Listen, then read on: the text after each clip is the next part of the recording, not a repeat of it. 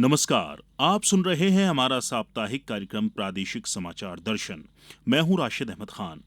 श्रोताओं, प्रादेशिक समाचार दर्शन में हम लेकर आते हैं विभिन्न जिलों की समसामयिक गतिविधियों पर विशेष रिपोर्ट। तो शुरू करते हैं आज का अंक।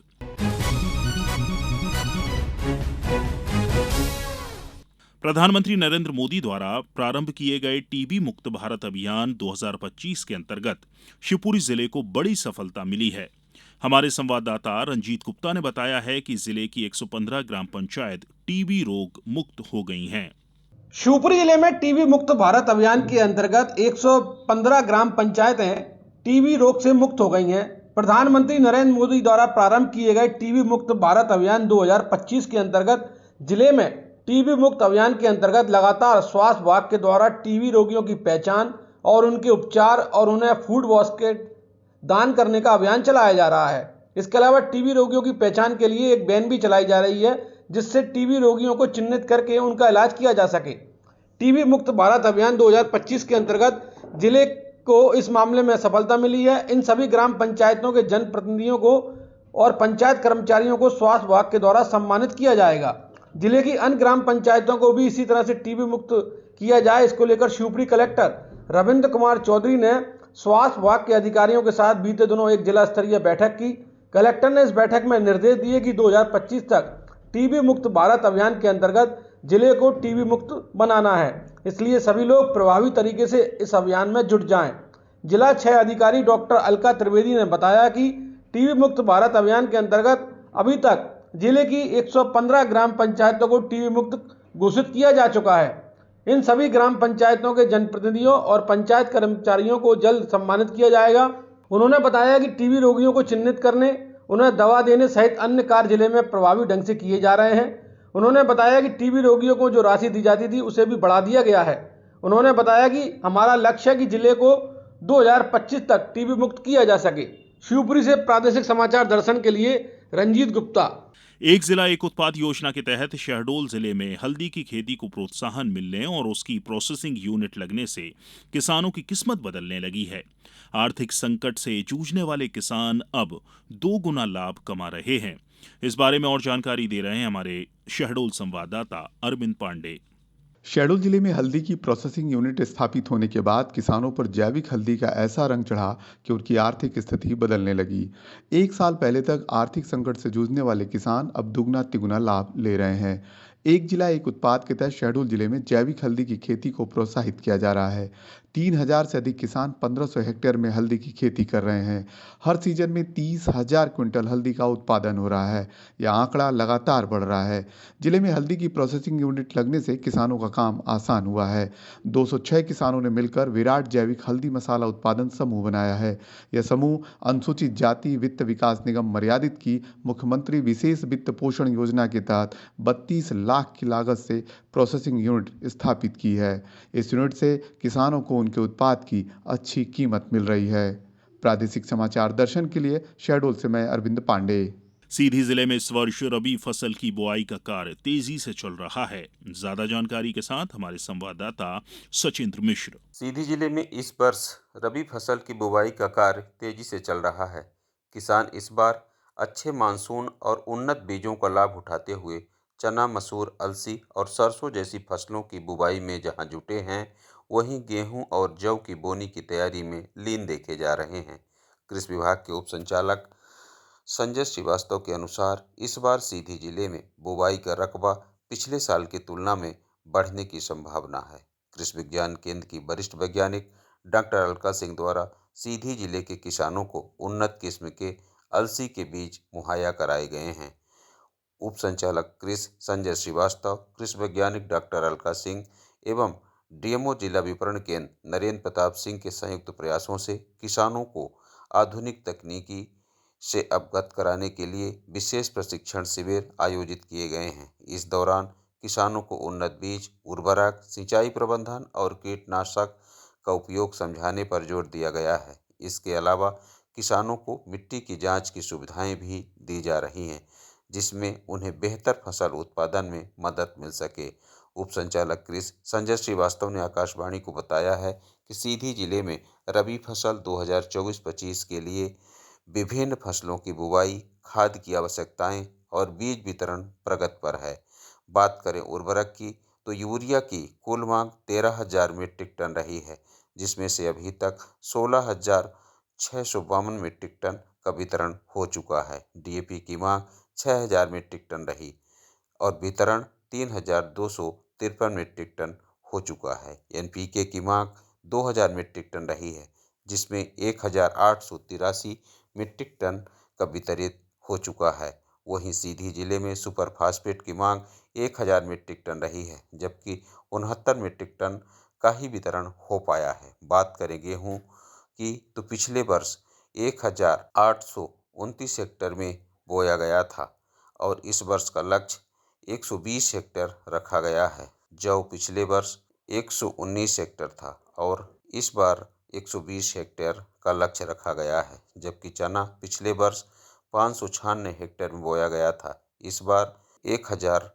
हेक्टेयर का लक्ष्य रखा गया है। मटर की बात की जाए तो पिछले वर्ष केवल 34 हेक्टेयर का लक्ष्य रहा है। इस वर्ष 1,000 हेक्टेयर का लक्ष्य रखा गया है। वहीं मसूर पिछले वर्ष 71 हेक्टेयर में रही है। इस बार लक्ष्य 200 हेक्टेयर का रखा गया है। सरसों पिछले वर्ष 1169 हेक्टेयर में बोई गई थी। इस बार 1200 हेक्टेयर का लक्ष्य निर्धारित है। अलसी की बात करें तो पिछले वर्ष 197 हेक्टेयर में बोनी हुई थी। इस बार 300 हेक्टेयर का लक्ष्य निर्धारित किया गया है। गेहूं और चने की बीज की आपूर्ति में वृद्धि की गई है, लेकिन अन्य दलहन और तिलहन फसलों के बीजों का वितरण अपेक्षाकृत कम रहा है। बीज वितरण की प्रगति के अधिकांश फसलों के लिए लक्ष्य को पूरा करने का प्रयास किया जा रहा है, विशेषकर गेहूं, चना, मटर और मसूर में। इस प्रकार सीधी जिले में वर्ष रबी फसलों के लिए खाद और बीज की व्यवस्था में प्रगति हो रही है, लेकिन कुछ फसलों के लिए अभी भी खाद और बीज की उपलब्धता में सुधार की आवश्यकता है। किसानों की ओर से इस बार फसल उत्पादन को लेकर सकारात्मक रुख देखा जा रहा है। आशा की जा रही है कि इस बार सीधी जिले की रबी की फसल से न केवल किसानों को आर्थिक लाभ मिलेगा, बल्कि सीधी जिले की उत्पादकता में भी वृद्धि होगी। प्रादेशिक समाचार दर्शन के लिए सीधी से मैं सचिंद्र मिश्र। उमरिया जिले का विश्व प्रसिद्ध बांधवगढ़ टाइगर रिजर्व देसी विदेशी पर्यटकों के पर्यटन के केंद्र का बिंदु बना हुआ है और जानकारी दे रहे हैं हमारे संवाददाता अरुण कुमार त्रिपाठी। उमरिया जिले का विश्व प्रसिद्ध बांधवगढ़ टाइगर रिजर्व वर्तमान में देसी विदेशी पर्यटकों के पर्यटन का केंद्र बिंदु बन गया है। सहजता से बाघ दर्शन के लिए मशहूर बांधवगढ़ टाइगर रिजर्व में बाघ दर्शन के अलावा पर्यटकों को जैव विविधता, शानदार जंगल, बांधवगढ़ किला, चीतल सांभर और कान्हा से लेकर बांधवगढ़ में बसाए गए बायसन और बारहसिंगा बरबस ही पर्यटकों का मन मोह लेते हैं। वर्तमान पर्यटन सत्र की शुरुआत से ही महज अक्टूबर माह में बांधवगढ़ टाइगर रिजर्व में 3,243 वाहनों में 15,626 पर्यटकों ने टाइगर रिजर्व के भ्रमण का लुत्फ उठाया है, जिसमें 1,375 विदेशी एवं 14,521 विदेशी सैलानी शामिल हैं। प्रादेशिक समाचार दर्शन के लिए उमरिया से मैं अरुण कुमार त्रिपाठी। दीपावली का 5 दिवसीय दीपोत्सव पर्व आगरमालवा जिले में भी धूमधाम से मनाया गया। इस बारे में और जानकारी दे रहे हैं हमारे संवाददाता महेश शर्मा। जगमग रोशनी के त्योहार दीपावली के अवसर पर आगरमालवा जिले में भी सनातन धर्मावलंबियों ने 5 दिनों धनतेरस, रूप चतुर्दशी, दीपावली, सुहाग पड़वा, गोवर्धन पूजा, अन्नकूट के साथ ही भाई दूज तक दीपावली उत्सव हर्षोल्लास से मनाया। इसके लिए लोगों ने अपने घरों और प्रतिष्ठानों की सजावट कर आकर्षक विद्युत रोशनी की।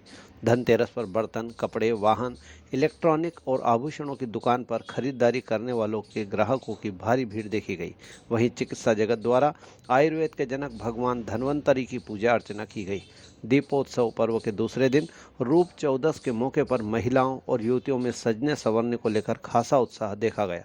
रूप चौदस को छोटी दीपावली और नरक और यम चौदस भी कहा जाता है।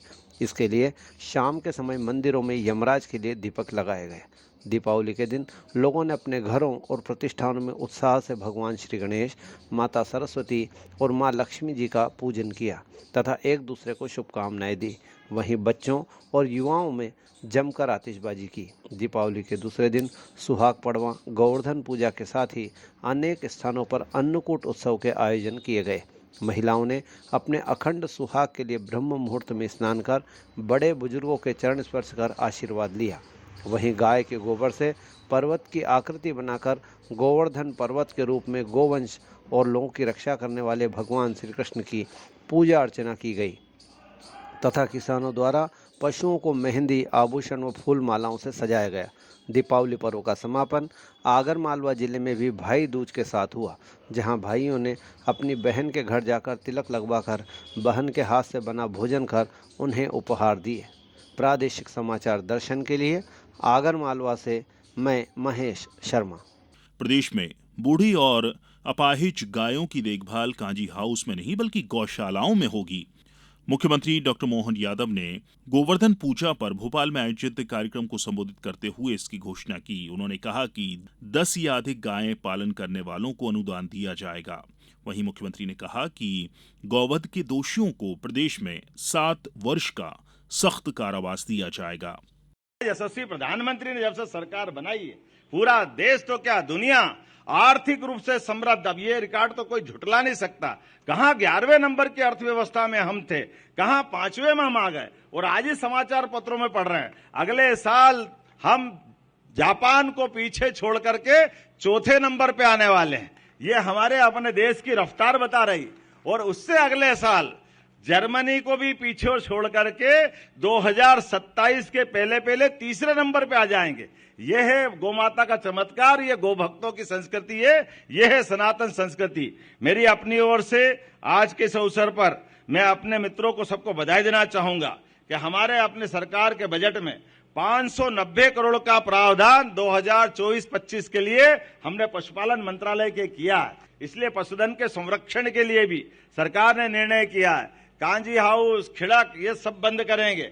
हमारे नगर निगम के नगरीय निकाय के आधार पर हमारे अपने पशुधन को कोई जेल करेगा? कांजी हाउस तो मतलब जेल हो गया, खिड़क तो मतलब जेल हो गई। अरे भाई ये बात सत्य है।